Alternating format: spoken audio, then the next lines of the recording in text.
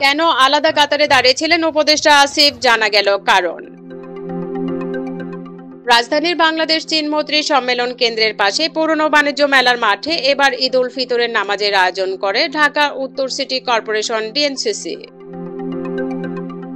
সেখানে উপস্থিত হয়ে নামাজ আদায় করেন যুব ও ক্রীড়া উপদেষ্টা আসিফ মাহমুদ সজীব ভূঁইয়া। নামাজে তার কাতারে দাঁড়ানো দৃশ্যের ছবি এবং একদিক থেকে করা ভিডিও নিয়ে দিনভর আলোচনা ছিল সোশ্যাল মিডিয়ায়। প্রচারিত ছবি ভিডিওতে দেখা যাচ্ছে ইমামের ঠিক পেছনে আলাদা একটি কাতারে দাঁড়িয়েছেন আসিফ। ভিডিওতে এই কাতারে আর কাউকে দেখা যাচ্ছে না, এর ফলে আলোচনার সূত্রপাত।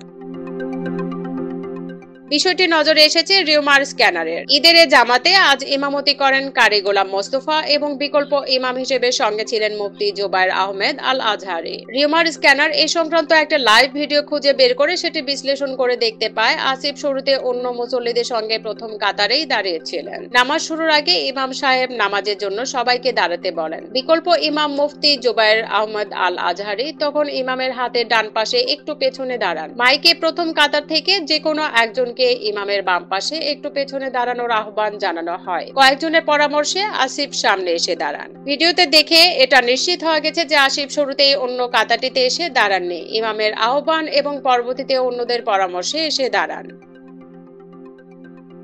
এমনটি কেন করা হলো সে বিষয়ে জানতে রিউমার স্ক্যানার কথা বলেছে বিকল্প ইমাম, যিনি উপদেষ্টা আসিফের সঙ্গে একই কাতারে দাঁড়িয়েছিলেন মুফতি জুবায়ের আহমেদ আল আজহারির সঙ্গে। তিনি জানান ইমাম সাহেবের সঙ্গে বিকল্প ইমাম সাহেব দাঁড়াবেন, এক পাশে দাঁড়ালে অন্য পাশে খালি থাকে, পেছনে জায়গা হচ্ছিল না বিধায় সামনে আরেকজনকে আসতে হয়। তখন প্রশাসক উপদেষ্টাকে সামনে আসার অনুরোধ করে, তখন উনি সামনে আসেন।